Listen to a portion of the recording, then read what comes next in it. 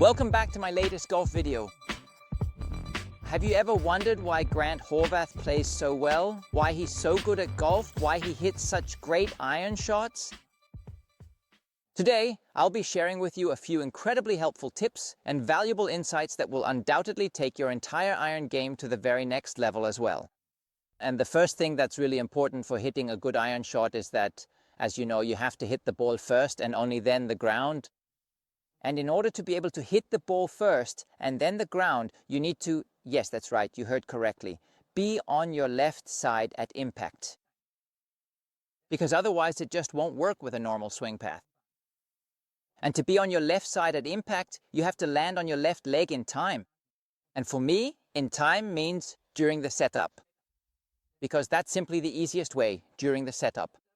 To already move your pelvis, the center of your hips, your belt buckle, a little to the left.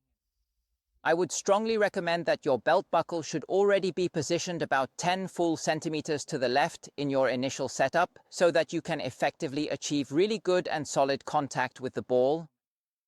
It all starts here with a par. 374 meters.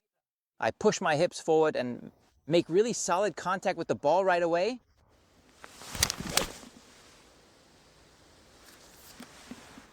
A very little baby draw, right down the exact middle and in the center.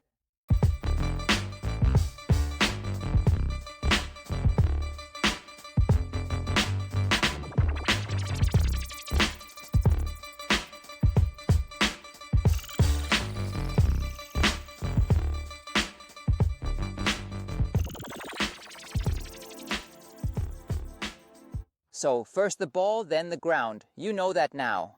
And you can control all of this by already moving your belt buckle to the left during setup. And the second thing that's really important now is the position of your sternum. The sternum is the center of your shoulders.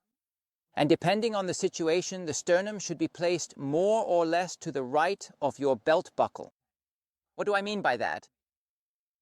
When a ball is lying on the fairway, then you can definitely work with a slightly shallower angle of attack, because that way the club digs in less and the ball gains a bit more height. Which is of course great if you want to hit the ball onto the green and you also want the ball to stay on the green. However, if the ball is in the rough, in tall grass, then you need a steeper angle of attack. That means your club has to swing a bit more from top to bottom. And now comes the most important thing. The further to the right, that is, the further your sternum is positioned from your belt buckle, the shallower your angle of attack will ultimately be. However, it is crucial to remember that your sternum should never, under any circumstances, end up to the right of the golf ball. Because then you would probably have problems again with hitting the ground first or with topped balls. That means if you truly want to, like I am currently here from the lush green fairway, and you aim to play the golf ball high up and gracefully over the towering trees, then you should definitely try to work with the absolute maximum side tilt, along with the maximum right bend possible. Maximum, just to repeat, means that my sternum is as far to the right of my belt buckle as possible, but never to the right of the ball, because then you would have a problem with hitting the ground first.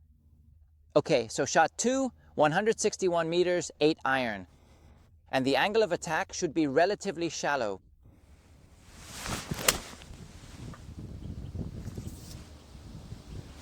Slightly to the right of the flag and a little bit short of the target.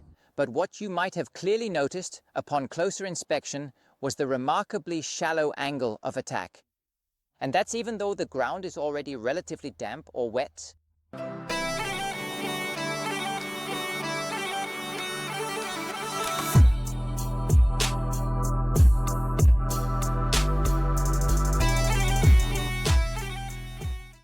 By the way, the same applies around the green, for example, when chipping here. But I explained that in more detail in one of my last videos, and I'll link that up above now if I don't forget, just briefly. So, shot 3, par 4. The little chip with the sand wedge.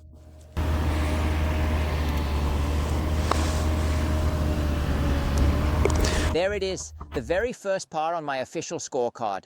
So now you truly know precisely how to be able to consistently hit the golf ball first and then the ground, which is absolutely crucial for a good shot.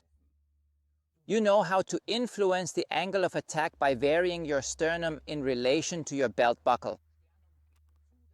And now comes the last and at the same time one of the most important points. It's about the swing direction. It's about how your club should swing toward the ball. And most of my students always try to keep their left arm straight, which is good, but it's usually too far forward.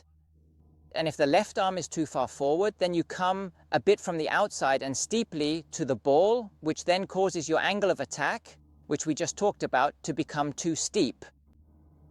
If your left arm is in a very good, correct position, offset 30 degrees inward, then you are able to swing neutrally, that is slightly from the inside toward the ball, and then you will automatically have the correct angle of attack, the correct impact angle. If, for example, just as an example, you were too far back, like here, which is clearly more than 30 degrees, then your angle of attack would be very shallow. Why? Because you would be coming too much from the inside. That means your task is, the next time you're out on the course or on the driving range, to pay attention to exactly these points. And position your left arm at 30 degrees. Because then, and I hope you could see it, you should be able to strike the ball quite cleanly.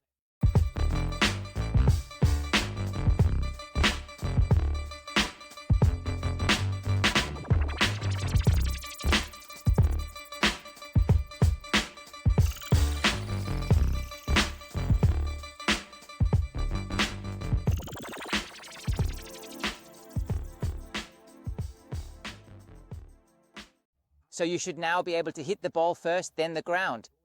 You should be able to control the angle of attack, and you should have the right swing, direction, the correct swing path, and the right angle of attack. And if you have all these skills, then I'm sure you'll be a better iron player from now on. I've got a pitching wedge in my hand.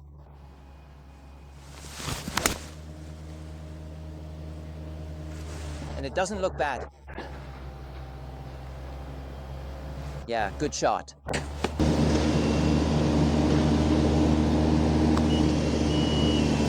I feel like I'm on a construction site.